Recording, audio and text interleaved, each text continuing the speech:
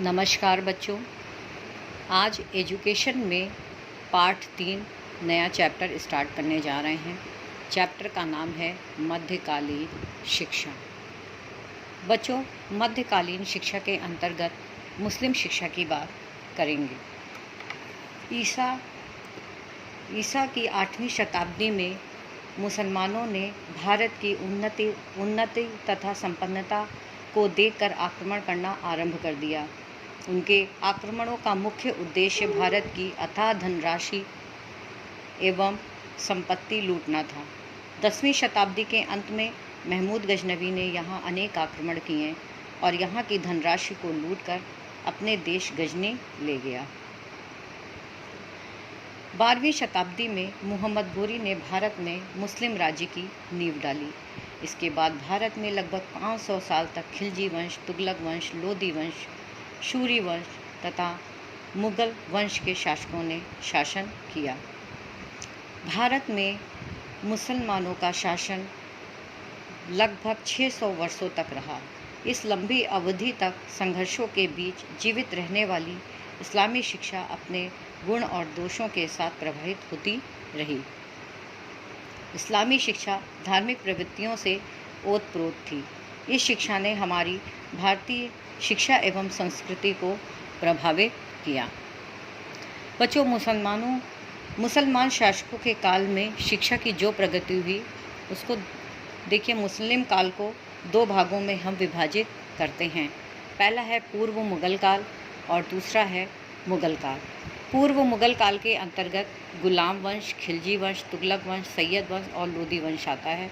और मुगल काल में मुगलों का शासन आता है, जिसमें बाबर, हुमायूं, अकबर, जहांगीर, शाहजहां, औरंगज़ेब इनका नाम लिया जा सकता है, क्योंकि ये मुगल शासकों में प्रमुख थे। बच्चों, आज हम आपको मुस्लिम कालीन शिक्षा के अंतर्गत शिक्षा के उद्देश्य के बारे में विस्तार से बताएंगे। ये है मुस्लिम शिक्षा के उद्देश्य। मुस्लिम शिक्षा के उद्देश्य के अंतर्गत मध्यकालीन शिक्षा के उद्देश्य के भिन्न भिन्न शासकों के समय में परिवर्तित होते रहे, किंतु सामान्य रूप से शिक्षा के प्रमुख उद्देश्य निम्नलिखित हैं। पहला है बच्चों धर्म का प्रचार। ये धर्म का प्रचार। इस काल की शिक्षा का उद्देश्य इस्लाम धर्म का प्रचार करना था। मुस्लिम शासकों ने शिक्षा को धर्म प्रचार का साधन माना और धार्मिक भावना से ही प्रेरित होकर भारत में शिक्षा को संरक्षण प्रदान किया। अब आइए बच्चों, दूसरा उद्देश्य था इनकी शिक्षा का ज्ञान का प्रकाश फैलाना। क्या था? ज्ञान का प्रकाश फैलाना। अब बच्चों, इसके अंतर्गत इस्लाम शिक्षा के प्रवर्तक मोहम्मद साहब ने कहा है कि ज्ञान अमृत है। धर्म के पालन के लिए ज्ञान का प्रसार करना अनिवार्य है। तीसरा उद्देश्य था विशिष्ट प्रकार की नैतिकता का विकास करना। मुस्लिम शासक अपने धर्म और संस्कृति के अनुसार जिन नैतिक भावनाओं को यहाँ लाए थे, उन्हें भारतीय मुसलमानों ने शिक्षा के माध्यम से जागृत किया। चौथा उद्देश्य है सांसारिक ऐश्वर्य को प्राप्त करना, अर्थात सांसारिक ऐश्वर्य को प्राप्त करना।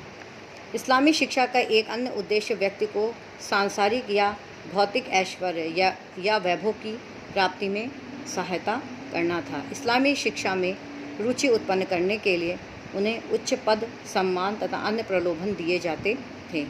इन प्रलोभनों से आकर्षित होकर हिंदुओं ने भी इस्लामी शिक्षा में रुचि लेना आरंभ कर दिया। पांचवा उद्देश्य है मुस्लिम संस्कृति का प्रचार। मुस्लिम संस्कृति का प्रचार। इस समय की शिक्षा का पांचवा उद्देश्य मुस्लिम कानूनों, सिद्धांतों एवं सामाजिक प्रथाओं का प्रसार करना था, ताकि भारतीय मुस्लिम संस्कृति की ओर आकृष्ट होकर उसे ग्रहण कर लें। छठा उद्देश्य है राजनैतिक उद्देश्य। मुस्लिम शासक शिक्षा के माध्यम से यहाँ एक ऐसी राजनीतिक परिस्थिति उत्पन्न करना चाहते थे जिसके द्वारा वे अपने शासन को यहाँ स्थायी रूप दे सके। और अंतिम उद्देश्य था, जो हर शिक्षा प्रणाली में आपको देखने को मिलता है, चरित्र निर्माण। इस्लामी शिक्षा का उद्देश्य शिक्षा द्वारा चरित्र का निर्माण करना भी था। इस्लाम धर्म के पैगंबरों ने चरित्र निर्माण पर बहुत बल दिया। इस प्रकार बच्चों, ये इस्लामी शिक्षा का उद्देश्य है, जिसको मैंने आपको विस्तार से बताया।